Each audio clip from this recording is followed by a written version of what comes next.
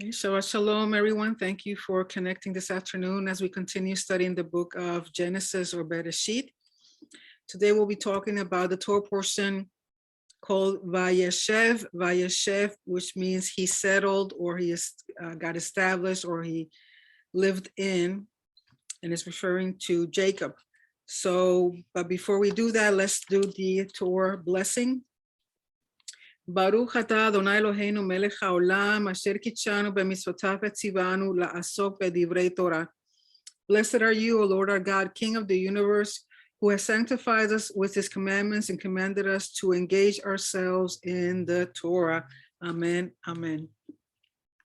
So today's Torah portion is found in Genesis chapter 37, verse 1 through chapter 40, verse 23.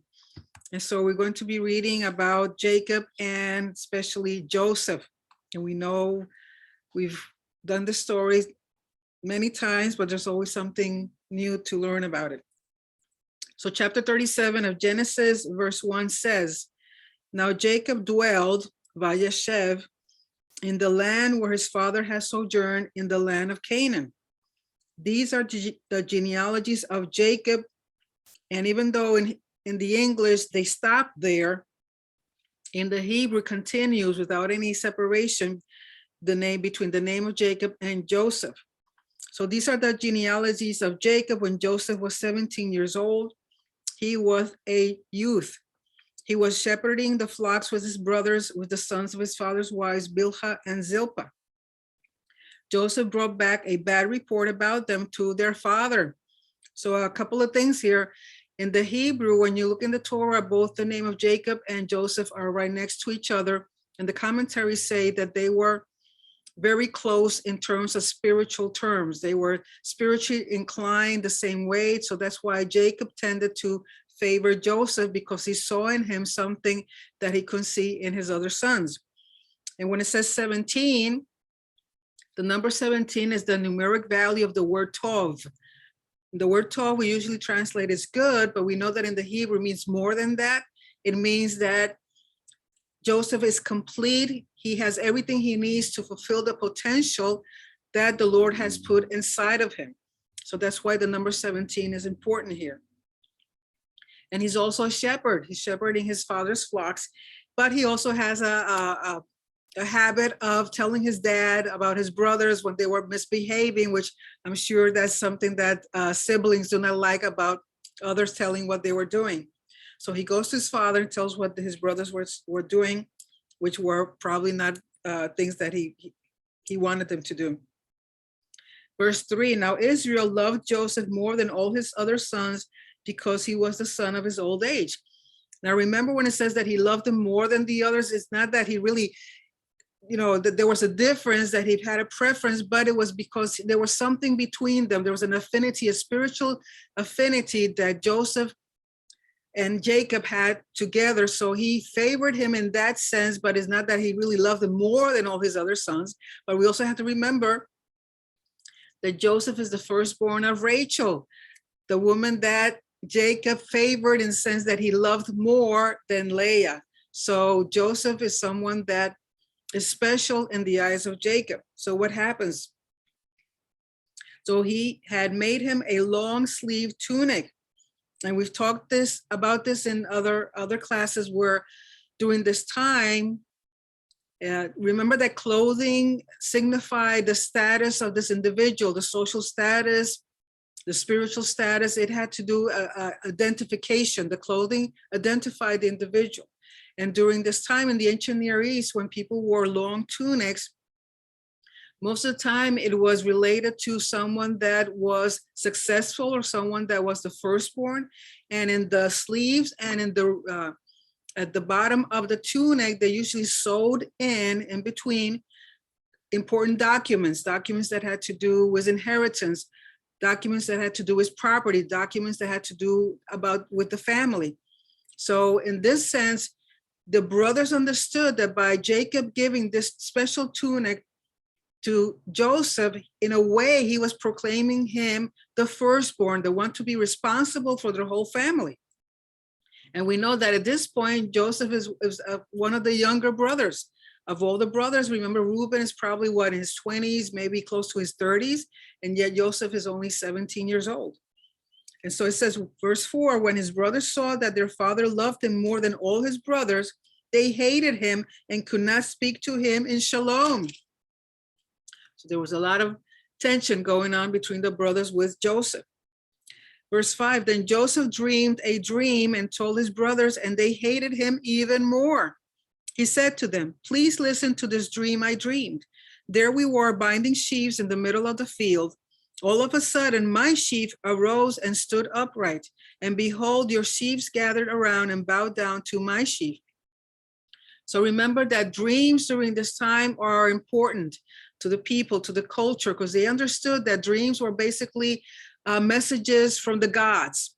So dreams were important to the point that we know they have found books called books of dreams, both from Babylon and from Egypt. And in these books, what they had was they had dreams written down and all the symbols associated with those dreams. As a matter of fact, there were people that were experts in interpreting dreams. So when Joseph has this dream and declares it to his brothers, the brothers understood this was significant. They understood the symbolism behind what he was saying. So they even hated him more because they were thinking the following, verse 8, will you truly be a king over us? So they understand that the sheaves, the brothers that bow down to Joseph's sheaf, is in relation to authority, to ruling, to being above them. So they understood that. Will you really rule over us? So they hated him even more because of his dreams and because of his words. Verse 9 of chapter 37. But then he dreamed another dream and told it to his brothers, saying, I have just dreamed another dream. Suddenly there was the sun and the moon and the 11 stars bowing down to me. He told it to his father as well as his brothers. Then his father rebuked him and said to him, what's this dream you dreamed? Will we really come, your mother and I, with your brothers, to bow down to the ground to you? So they understood the symbolism of the sun, the moon, and the stars. The sun represented the father, the moon represented the mother, and the stars represented the brothers. Again, they understand that at some point, this is kind of like a prophetic dream, and why they're so they hated him so much, and why does his father rebuke them? Because they couldn't believe that such a thing could happen. And so the dreams, remember that when, according to the Bible, when dreams happen twice or more and they're kind of exactly the same, it means that it's going to happen, that truly it is a dream coming from God, letting them know of what's going to happen. So his brothers were jealous of him, but his father kept the speech in mind. So even though Jacob rebuked Joseph, he kept these things in his heart because he knew there was something different about Joseph. That's why he gave him the tunic. That's why he was so close to him. But even though he was saying this, he also understood that his other sons were jealous of him. So he's kind of upset with Joseph, kind of like, why are you telling these things to your brothers when you already know there's a conflict between you guys? You know, just keep these things to yourself. Verse 12, then his brothers went to graze their father's flocks at Shechem. Israel said to Joseph, aren't your brothers grazing the flocks in Shechem? Come, let me send you to them. Now, remember that they're in the area of Hebron, and so Shechem is way more north, and it's probably maybe 50, 60 miles away. And why are his brothers there? Because you have to remember that when the rain season would finish, they would have to move their flocks to other areas that there were pastures and they could graze. And so sometimes they had to move far away to be able to make sure that their flocks had a place to eat and to reproduce and all those things. So they had gone all the way up to Shechem. And Joseph says, here I am. Then he said to him, go now and check on the welfare of your brothers and the welfare of the flocks and bring word back to me. So he sent him from the valley of Hebron and he went to Shechem. A man found him there wandering in the field, and the man asked him, what are you looking for? I'm looking for my brothers, he said. Please tell me where they're grazing. The man said, they moved on from here, for I heard them saying, let's go to Dothan. Now, according to some of the commentaries, they say that this man was really the angel Gabriel, who was giving Joseph these instructions because Gabriel already knew the plan that God had with Joseph. So this was a way to make sure that he went to his brothers, and then all the things that are going to happen would happen. So they went to Dothan. Now the thing about Dothan was kind of like in the midpoint between routes that caravans and merchants and people that did commerce took, which meant that these were roads or highway, well, not a highway like we know them, but they were roads that they went all the way from Egypt to the north, and from the north all the way down to Egypt. And Dothan was kind of like a middle point where people would stop, and there was places to stay, places to eat, places to commune and take a rest until they took the rest of their trip.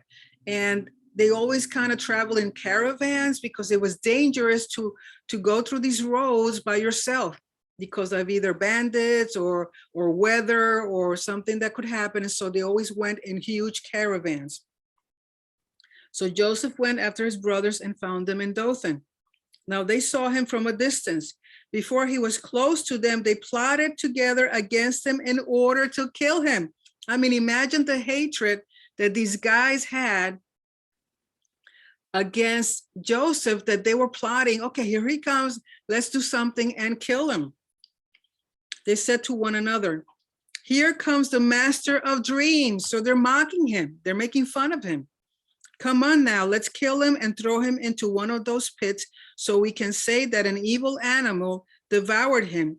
Then let's see what becomes of his dreams. They wanted to make sure that his dreams were not fulfilled. That's how important and how they understood the dreams to be something that was prophetic, that they knew could happen. And so they say, no, we're not going to be ruled by this guy. So let's kill him. And they're at the end to his dreams. But Reuben heard and rescued him out of their hands, saying, we must not beat him to death in order to rescue him from their hand and to return him to his father. Reuben said to them, don't shed blood, throw him into this pit here in the wilderness, but don't lay a hand on him. Now Reuben stands up in favor of Joseph. Why? Because he's the oldest one. He feels responsible for his brothers, especially for Joseph, especially knowing how his father felt about Joseph. So even though he doesn't want him killed, you know, his idea wasn't even better, just to put him in a pit. And so the thing is that in these areas, because there was a lot of flocks, a lot of shepherds coming with their flocks to graze, they had cisterns or pits where rainwater would be collected, and they would use this water to water the people and also the animals. But sometimes these cisterns or these pits were empty, and these things were really deep into the ground. And so sometimes there were snakes and scorpions and things like that inside these cisterns. Verse 23. So as soon as Joseph came up to his brothers, they stripped Joseph of his tunic, the long sleeve tunic that he had on. In other words, they took his honor. They put him in shame, who probably was naked.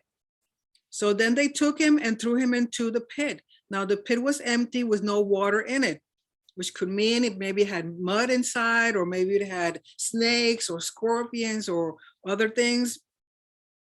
Then they sat down to eat bread. They throw the guy, probably naked, into this pit, into this cistern that's empty. He's probably screaming his head off. What are you guys doing? And they just sit down to eat like if it were a picnic. When they looked up, behold, there was a caravan of Ishmaelites coming from Gilead with their camels carrying gum, balsam, and myrrh, going to bring them down to Egypt. Now remember, these were items that some could not be found in Egypt. And so merchants would go all the way up north, like to Gilead, and get balsam and other things. And then they would travel back down and sell them and make some profit. So they were willing to take this whole trip up and down these routes, which some of them, there was one that was called the Via Maris, which means the way of the sea, which is basically on the coast going around where the Mediterranean Sea is. And then there was what's called the King's Highway, which was another highway that was more towards the middle of the land, that went all the way from Egypt to like Damascus and a little bit further north. Then Judah said to his brothers, what profit is there if we kill our brother and cover up his blood? Come on, let's sell him to the Ishmaelites. Let's not lay our hand on him, since he's our brother, our own flesh. So now Judah says, well, let's not kill him. Let's make a profit out of him. Let's sell him and we'll make some money, and then we'll, come up with another story. His brothers listened to him.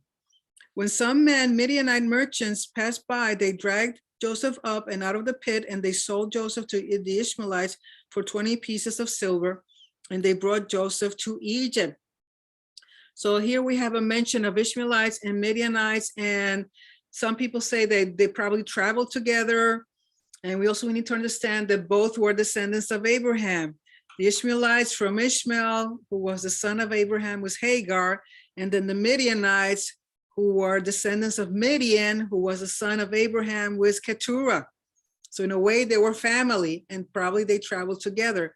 But the thing is, he was sold for 20 pieces of silver and brought to Egypt. Now, those 20 pieces of silver for that time was usually the most you could pay for a slave, which meant that the slave was in good physical condition, that they could get a lot of work and labor out of that individual. And 20 pieces was basically the salary, a 2-year salary.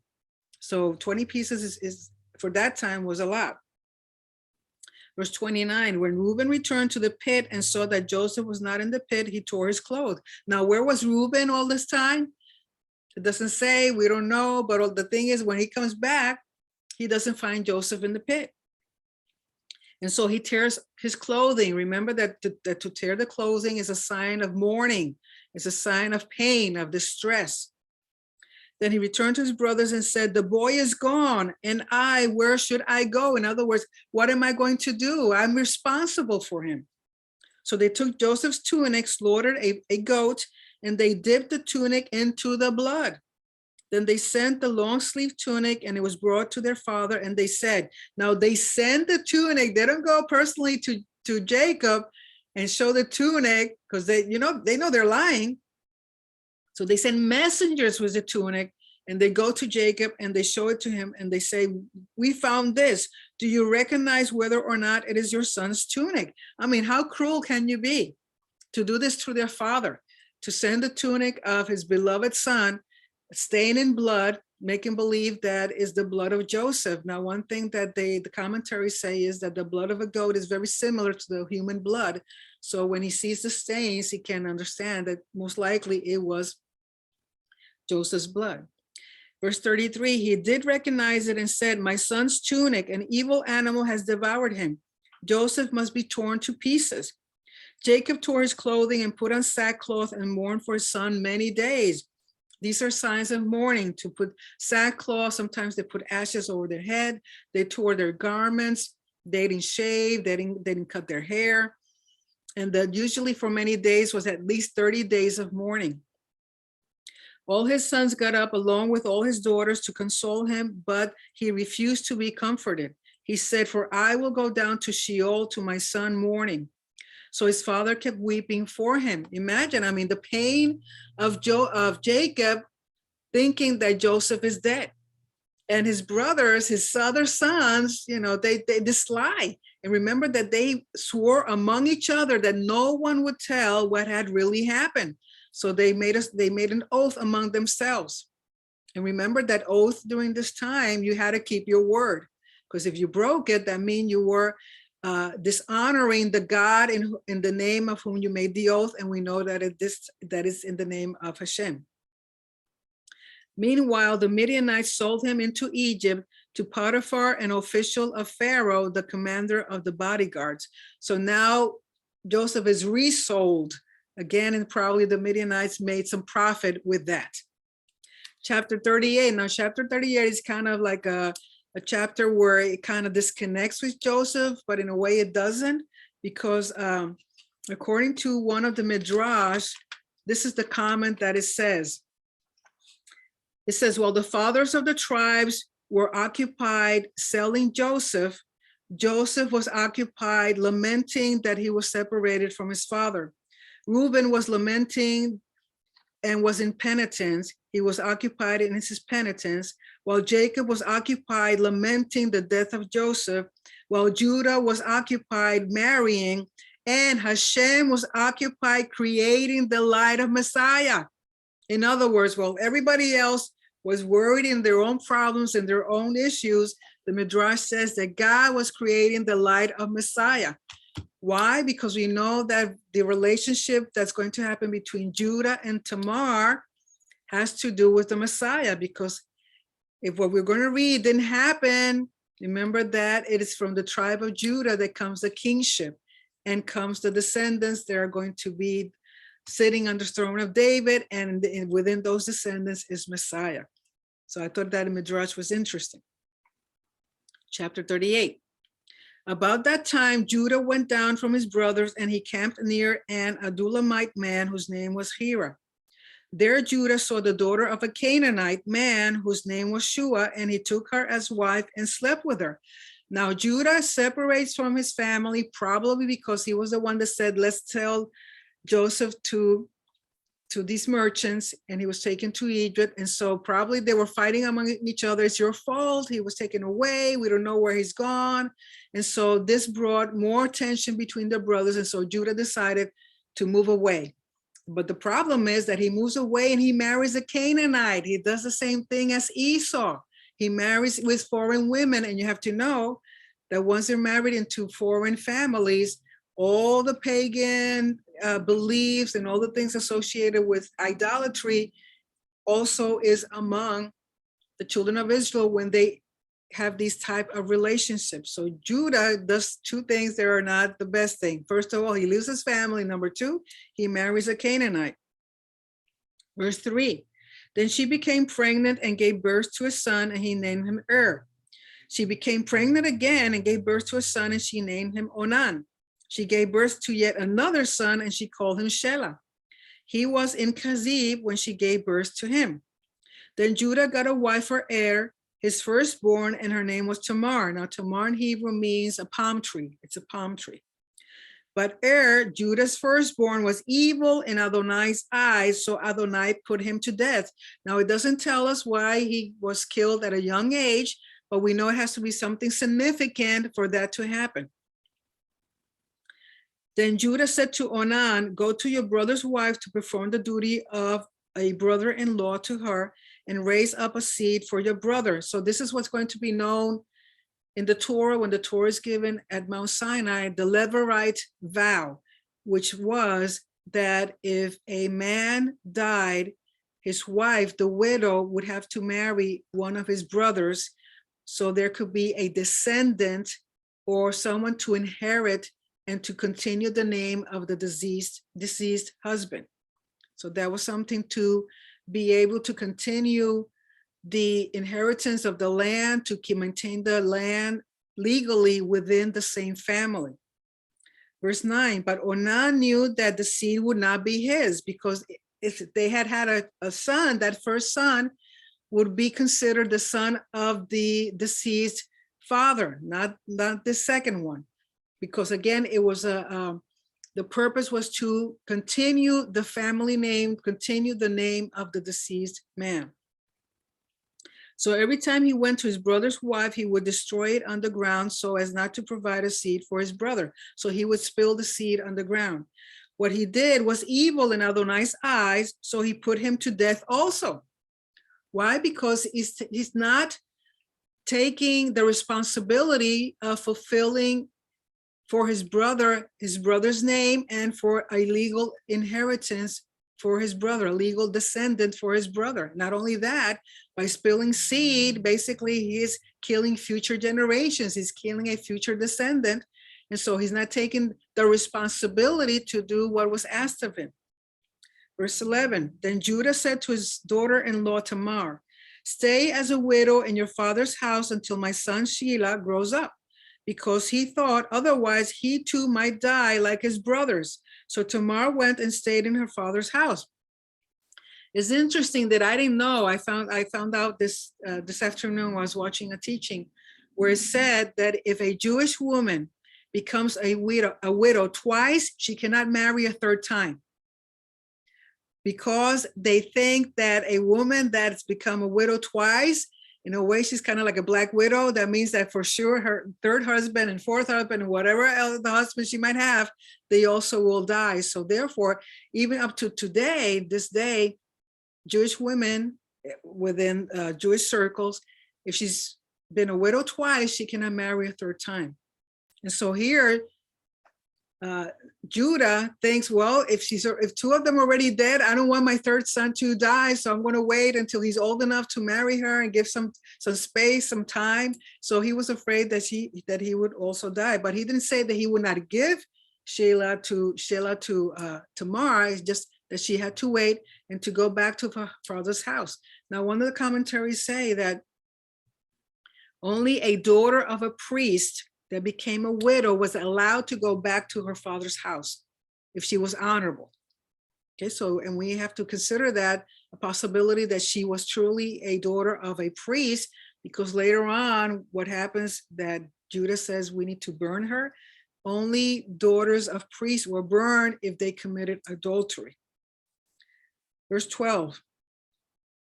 Now the days became many, and Shua's daughter, Judah's wife, died. After Judah consoled himself, he went up to Timnah to his sheep shearers, he and his friend Hira the Adullamite. Then Tamar was told, look, your father-in-law is going up to Timnah to shear his flocks. And she removed her widow's clothes from herself, covered herself with a veil, wrapped herself, and sat by the entrance to the springs on the way to Timnah. For she saw that Shelah had grown up, and she had not been given to him as wife. So it had come the time that the third son was eligible to marry her, and this had not happened. Judah had not kept his word. So she has a plan. She knows that her father-in-law is going to Timnah, and so she decides to take off her widow's clothes, like we said before. The clothing during this time represented the social status of the individuals. By clothing, you could tell if a woman was married, if she was single, if she was a widow, if she was rich, if she was poor, if she was a prostitute, just by the clothing alone. So she takes off the clothing that represent her widowhood, and she dresses up like a prostitute. Verse 15, when Judah saw her, he thought she was a prostitute because she had covered her face. Remember that usually the custom of married women is to cover their hair, not their face. Okay, so during this time in this culture, women that had their face covered, seems like it represented someone that was single or was looking for a sexual encounter. Verse 16, so he turned aside to her along the way and said, please let me sleep with you, for he did not know that she was his daughter-in-law. I mean, remember, had he known, I'm sure he wouldn't have gone up to do this, but he thought she was a prostitute. And also during this time in the Hittite culture, it was allowed that if a widow, her brothers-in-laws would not marry her, she was allowed to have children with her father-in-law.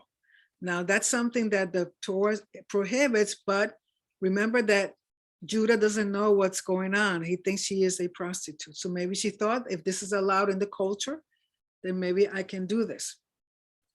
What she asked, will you give me to sleep with me? Verse 17, I will send you a young goat from the flock, he said, provided you give a pledge until you send it, she said.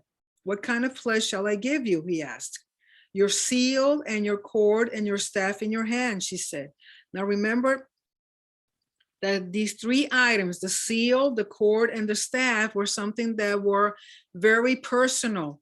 These were the things to identify an individual. The same way that today we have like our driving license or a passport or a birth certificate that is a means of identifying us. During this time, they used something that was a seal. Now, a seal could be either in the form of a ring, or it could be something like a cylinder made out of clay with certain images that you can imprint on something. And the cord was either something that had to do with his dressing, the way he dressed, or it could be the cord where he hung his seal. And the staff, usually people that used a staff would make certain decorations or images on the staff that would also identify the individual. So these three things for sure would identify Judah as the owner. Like remember when the staff of Aaron, when God was told to everybody from the tribes to take their staff and put them in the temple in the Mishkan, so God would choose the true high priest. And so the staff of Aaron was identifying him. So the same way the staff that Judah has identifies him as Judah. So she's very clever, she's very smart, because she makes sure that she has something that will make sure that he be identified as the father of the future children. After she got up and left, she removed her veil from herself and put on her widow's clothes. When Judah sent the young goat by the hand of his friend, the Adullamite, to take back the pledge from the woman's hand, he could not find her. He asked the men of her area, saying, "Where is the cult prostitute? She was at the springs along the way." Now, by the way she was dressed, he identifies her as a cult prostitute, what they call a kadesha. In other words, a prostitute that has been separated for idolatry or for rituals that had to do with fertility for certain gods. And the thing is, remember that all the men that had sheep and they were going to have them, they would take them to this area. Sometimes they would go into these pagan temples and have intimate relations or sex with these prostitutes as an act of asking for fertility to the gods, fertility of the land, fertility of their flocks. And so this was the way they did it. And so Judah assumes that she's one of these prostitutes. So, but what happens? But they said there hasn't been a cult prostitute here. So verse 22, so he returned to Judah and said, "I couldn't find her, and the people of that place also said there hasn't been a cult prostitute here." Then Judah said, "Let her take them for herself, or will be held in contempt. Behold, I did send this young goat, but you couldn't find her." In other words, Judah is fulfilling his pledge that he will send this. He sent it, they couldn't find her, but he wanted to make sure that everybody understood that he did fulfill his pledge. About 3 months later, Judah was told, "Your daughter-in-law Tamar has been a prostitute. Look, she's even pregnant by prostitution. Bring her out," said Judah, "and let her be burned." Remember that I said that only in the Torah, it says that daughters of a priest that committed adultery or prostitution were the ones that were to be burned. Usually they stoned people, but here this method would be different for this type of daughter of a priest. So again, the Midrash or the commentaries say that Tamar was really the daughter of Shem. And remember that Shem was a priest. So therefore, that's why they say that she should be burned. As she was being brought out, she sent word to her father-in-law saying, "I'm pregnant by the man to whom these things belong." So she sent message to him with the items. Now this also, I was listening today that this was not made public. Why? Because had this been made public, it would have been shameful upon Judah for what had happened. So she sends a messenger personally to him with his items to ask him if he recognizes whose these items are. Then she said, "Do you recognize whose these are? The seal, the cords, and the staff?" Then Judah recognized them and said, "She is more righteous than I, since I didn't give her to my son Shelah." So he recognizes that she is more just, she is more righteous, because she was fulfilling legally the Levirite commandment, the Levirite marriage of having children and descendants from her first husband and second husband's family. The brothers were not willing. She had not been married to the younger one, and so she took upon herself to make sure that she would have descendants to her father-in-law. So legally, she was in the right. But Judah had not given her his younger son, so he had not fulfilled his promise. Verse 27, now when it was time for her to give birth, behold, there were twins in her womb. While she was giving birth, one stuck out his hand, and the midwife took a scarlet thread and tied it to his hand, saying, this one came out first. But as he was pulling his hand back in, behold, his brother came out. So she said, how you have broken through. The breach is because of you. And he named him Perez or Perez, which means a breach. Afterward, his brother, on whose hand was the scarlet thread, came out, and he named him Zerah. And Zerah can mean red or light or radiation. So these two names, these two twins, remember that had Tamar not done this, Judah would not have had descendants. And it's important that this happened. This was part of the plan of God, because why? It's through the tribe of Judah that Messiah is going to be born. So therefore, when you read the genealogies of Yeshua in the Gospels, I can't remember which one, if it's Matthew, that names Perez. And so Perez is part of the genealogy of the Messiah, because through him continues the line, so Messiah could have been born. Chapter 39, we go back to Joseph. Now Joseph had been brought down to Egypt. Potiphar, an official of Pharaoh, commander of the bodyguards, brought him from the hand of the Ishmaelites who had brought him down there. But Adonai was with Joseph, so he became a successful man in the house of his master, the Egyptian. His master saw that Adonai was with him, and that Adonai made everything he set his hand to successful. Joseph found favor in his eyes, so he served him as a personal servant, and he made him an overseer over his household. Everything that was his, he entrusted into his hand. From the time that he made him an overseer in his house and over everything that belonged to him, Adonai blessed the Egyptian's house because of Joseph. Adonai's blessing was on everything that belonged to him in the house and in the field.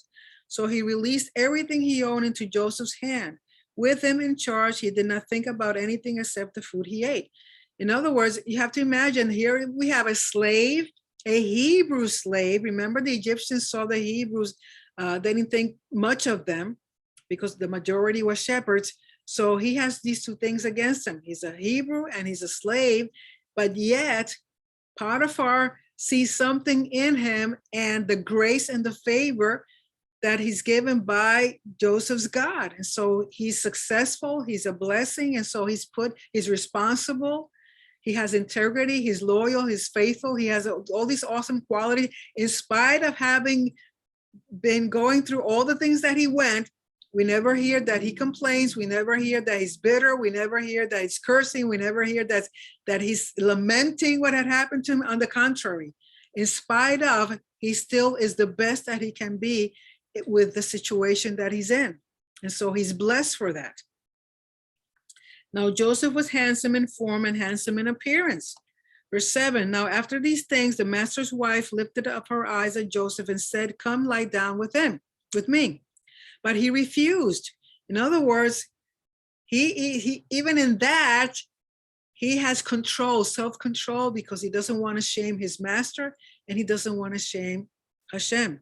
He said to his master's wife, my master doesn't think about anything in the house with me in charge, and everything that belongs to him, he's entrusted into my hand. No one in this house is greater than I, and he has withheld nothing from me except you, because you are his wife. So how could I commit this great evil and sin against God? So whenever she spoke to Joseph day after day, he did not listen to her invitation to lie down beside her, to be with her. So he was faithful to his master, his integrity. He didn't want to even sin against God. He continues to maintain his morals, his beliefs. I mean, he continues to be an exceptional young man. Now, on one such day, he came into the house to do his work, and none of the people of the house were there in the house. Then she grabbed him by his garment, saying, come lie with me. But he left his garment in her hand, fled, and went outside. When she saw that he had left his garment in her hand and fled outside, she screamed to the men of her house and said to them, look, someone brought a Hebrew man to us to fool with us. He approached me to lie with me, so I screamed out loud. When he heard me raise my voice and scream, he left his garment with me, fled, and went outside. Now we know this is a lie. I mean, she was just rejected. So imagine the shame for her to be rejected by a man like Joseph. So she makes up this thing. Verse 16, then she kept the garment with her until his master came home. She spoke the same words to him, saying, the Hebrew slave that you brought us approached me to fool with me. When I raised my voice and screamed, he left his garment with me and fled outside. Now, when his master heard the words of his wife spoke to him, saying, such are the things your slave did to me. His anger burned. Then Joseph's master took him and put him in prison, the place where the king's prisoners were confined. So there he was in prison. Now, we need to understand that something like this, that almost adultery was going to be committed, that a rape was going to be committed, the punishment for that was death. And yet his master saved Joseph's life because he probably knew that his wife was lying. All this time, he's seen the integrity, the responsibility, the loyalty, the faithfulness of Joseph, the blessing, the success.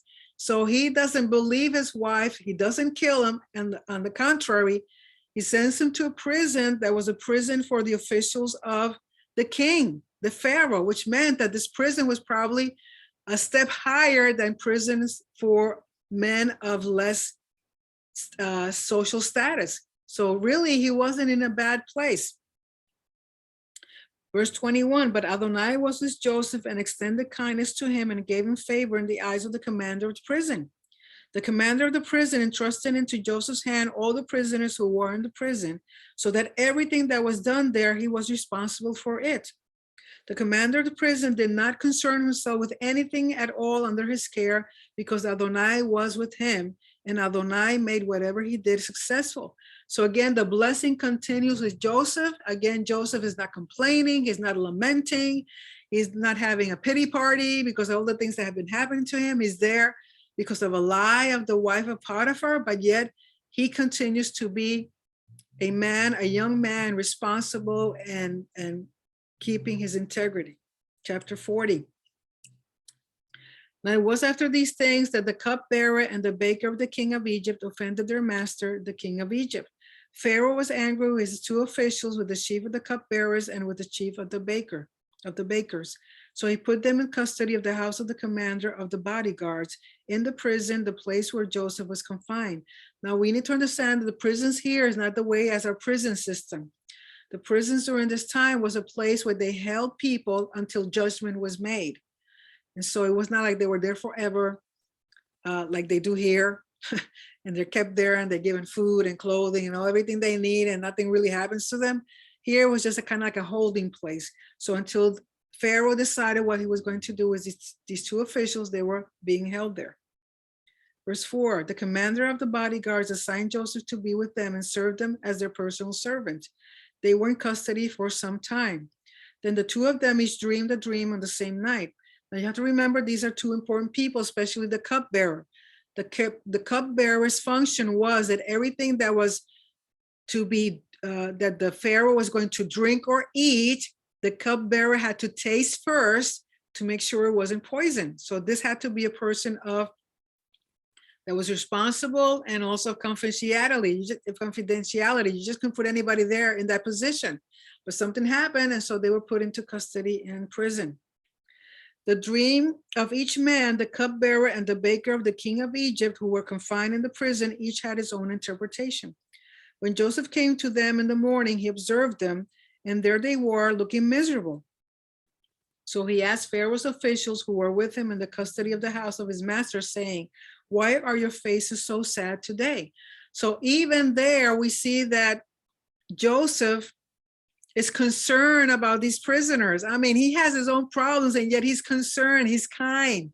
He's concerned about other people in spite of all the situation that he's in.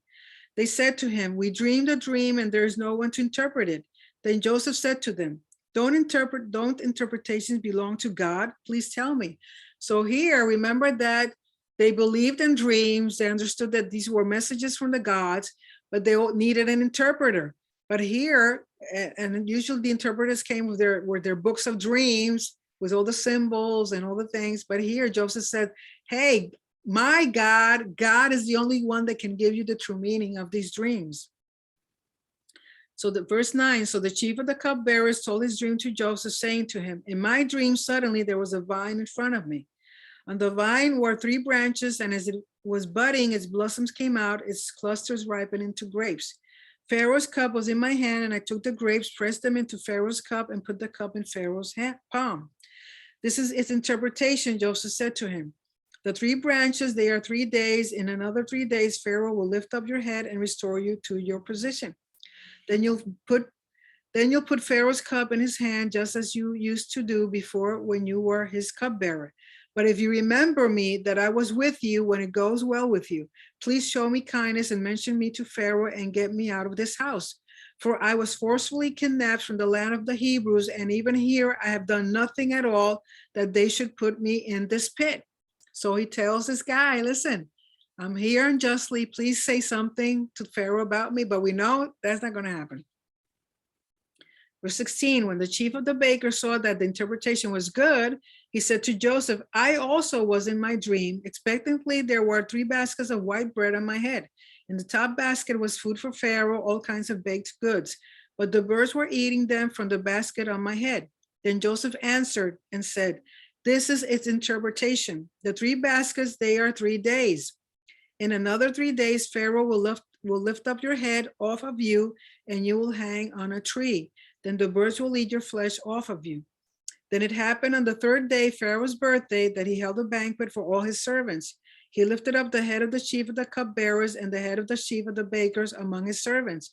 He restored the chief of the cupbearers as his cupbearer, and he put the cup on the palm of Pharaoh's hand. But the chief of the bakers he hung. It was just as Joseph had interpreted for them. Yet the chief of the cupbearers did not remember Joseph. Indeed, he forgot him.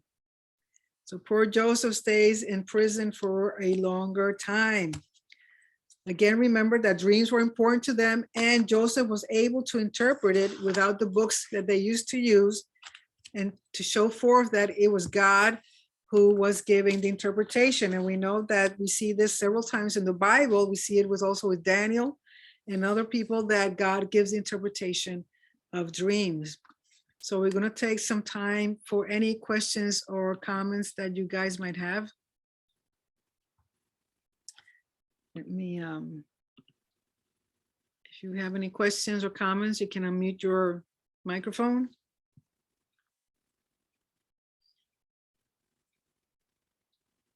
Anything? Ms. Gladden, do you have a question? If you do, you need to open up your microphone, please.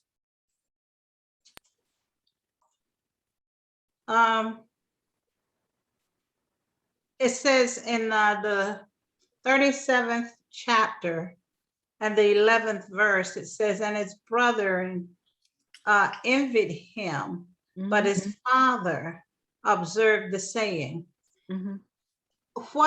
As I was studying this and I tried to find something, were they jealous of Joseph because of the dreams? Or was it because of the way he was gifted?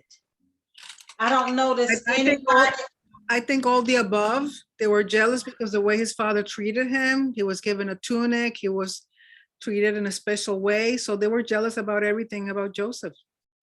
I mean, because I didn't see any of the other brothers having any dreams, you know, and I know that we're saying that the dreaming was very important because it was a message God was sending, but I don't see any of the other brothers having dreams.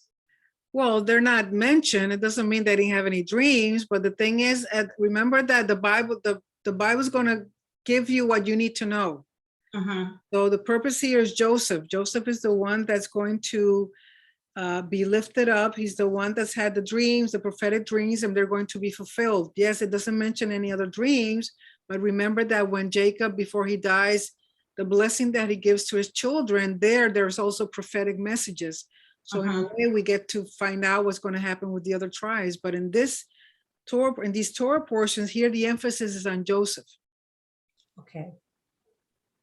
Yeah. So yes, they're jealous about everything. About he was handsome. He had these dreams. He had a tunic. He was special to Jacob. Remember that he's the son of Rachel, and Rachel was someone that Jacob loved more than Leah. So there were certain things that, yes, his brothers were jealous to the point that they were willing to kill him. Now, Pastor, in that same chapter, at the verse, here they are returning to Shechem. Has Shechem, you remember that they destroyed Shechem for the way they mistreated Dinah. Right. Has Shechem risen up again as a prosperous town, or is it just the name of a place here? Shechem is still there. The only thing is that Shechem is under Palestinian authority. So it's mostly Palestinians who live there, and even in that area, there's a cell of Hamas. There's a lot of terrorists in there. I mean, it's a prosperous city, but it's mainly under the Palestinian Authority. It's still there. It still has the two mountains, Mount Gerizim and Mount Ebal, and it's still the threshold into the promised land. It's still there, absolutely. And it's Wait a minute. important. The Palestinians have that territory now? Completely. Oh. It's known today as Nablus. If you look up Nablus, Nablus is under Palestinian Authority. No. How can that be? Political stuff. It's politics. It's like Bethlehem is under Palestinian, Nazareth is under Palestinian. So it's yeah, that's the way it is. It's all political.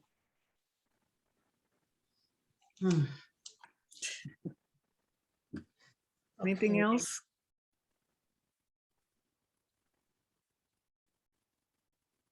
I had some questions about the gift. Anything else? Anybody? Yes, ma'am. No, ma'am. I was just looking at my notes. Okay, well, if there's nothing else, remember that next Saturday, there will be no class, and we have maybe 2 more classes together, and then no more English studies. We'll be doing only Spanish services on Friday and Saturday nights here at the congregation. Okay, so thank you for your time, for your attention, and I hope you have a rest. What? Yes, ma'am. Pastor, this was last week's lesson where we have Esau and Jacob meeting. And Jacob, do you mind if I ask a question about that? And Jacob repents to Esau. But one of the lessons that I was listening to from one of what the rabbis were teaching, he made this statement, and I went back and replayed it so I could hear it. It said, Joseph leaves Esau and goes to Sukkot, which represents a gathering place. And it says, Jacob failed Esau in their coming back together because Jacob did not take Esau into the gathering so that Jacob could teach Esau how to live according to the edicts of their father Isaac and their grandfather. Yeah, but that's based on a midrash. It's just an interpretation. I'm listening to all this stuff because I'm trying. Yeah, but these things are usually based on midrash. And remember that a midrash is the premise is a Bible verse, a Torah verse, or something in the Torah, and from there they just continue adding to it or seeing it. It's an interpretation that necessarily means that that's the way it was. Remember that in spite of getting to, it's like in the Torah portion, when it says that Esau and Jacob embraced and that Esau kissed him, really there's in the Torah scroll itself over that, the term that we translate as kiss, there are certain dots, and when there's dots over a word in the Torah, it means something. And so their interpretation is that really Esau was trying to kill Jacob by grabbing and biting at the neck, the jugular, trying to kill him. And that was my next question. Again, that's an interpretation, is a midrash, and so sometimes depending on what you're reading or studying, like there's certain chumashim that are, the themes and the interpretations are based on that sect of Judaism. Like you can find a chumash that's based on the Hasidic Jews. You can find a chumash that's based on Orthodox Jews. You can find a chumash that's based on Reform Jews. So depending on where you're getting the information from, you can find several different interpretations. That doesn't mean they're wrong. I would say that all of them are right. Is whatever you want to accept.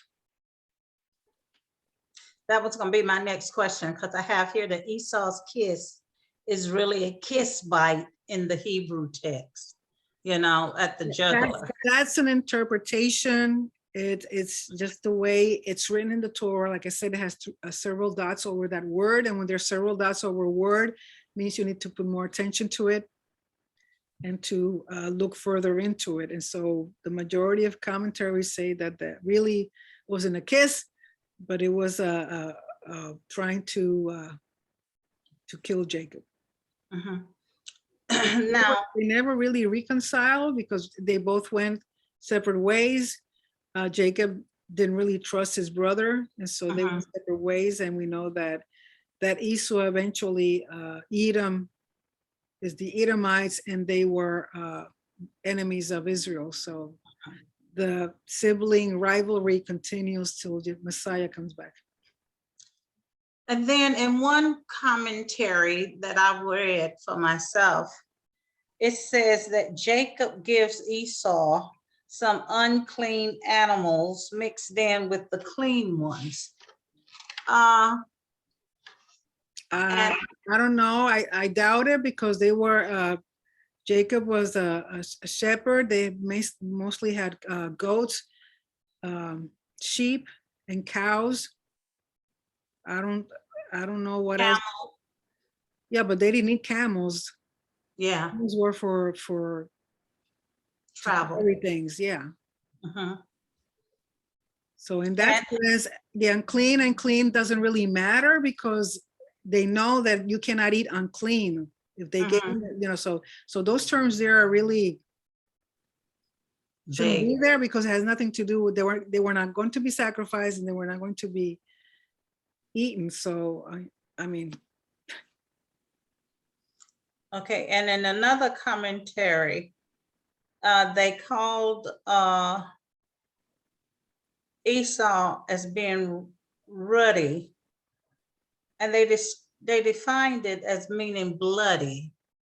But I remember that David was what it means is that they had like more like red hair. Their hair was reddish. Okay, let me make that note.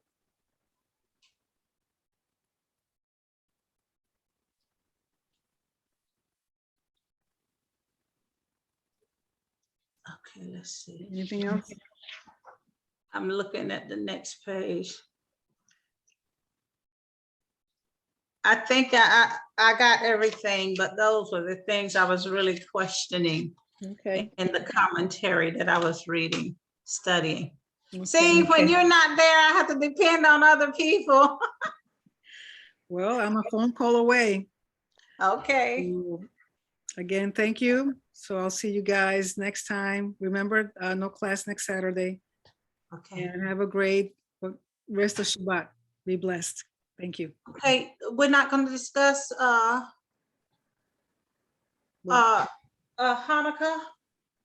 and the blessings and how to do all this before you leave? Or does everybody know? I just wanted to be sure. Well, the blessings, you can find them online. You can find them on a Siddur. What you do is you put the candles from right to left, but you light them from right to, you put them from left to right, and you light them from right to left.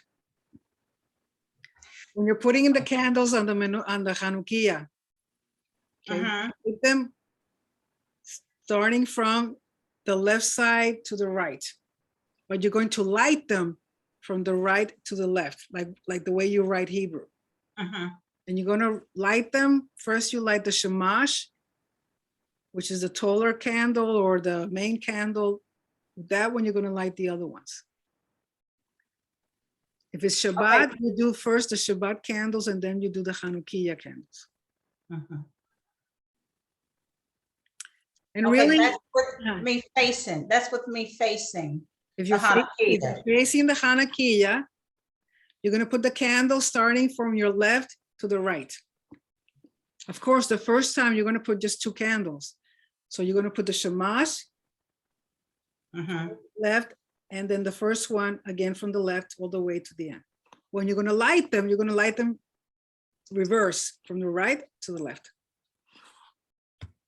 As you put them on, you're going to be putting them in from your left side to the right. As you light them, you're going to light them from your right side to the left. Okay, like that. I can't see Is it. that right? I can't see it. Is that right? Is that your shamash? That's my Hanukkah. No, but is that candle the shamash? Is that the No, one? here's the shamash.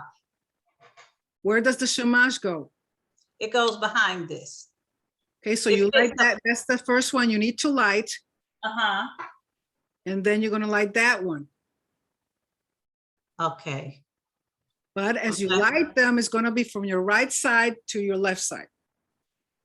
As you put the candles, because remember every day you're going to be adding a candle. So you're going to be lighting them from the right to the left, I think. Really doesn't matter. Okay. And you say the blessings. Yes, you say the blessings. Before you light the candles. Yes. Okay. Well, Pastor, thank you so much. I'm sorry to hold you extra, but you know, you understand me, right? No problem. I want to do this right. I want to put one in the back of my house in the kitchen, so that they can see out the big window, the glass doors. Just remember to keep an eye on them. Don't leave them by alone, because usually the Hanukkah candles burn fast, so you just have to be careful. And I'm gonna put one in the front. Both of my neighbors got their Christmas trees and Santa Clauses out there, and so. Okay.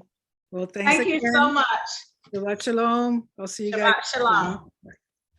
Bye-bye.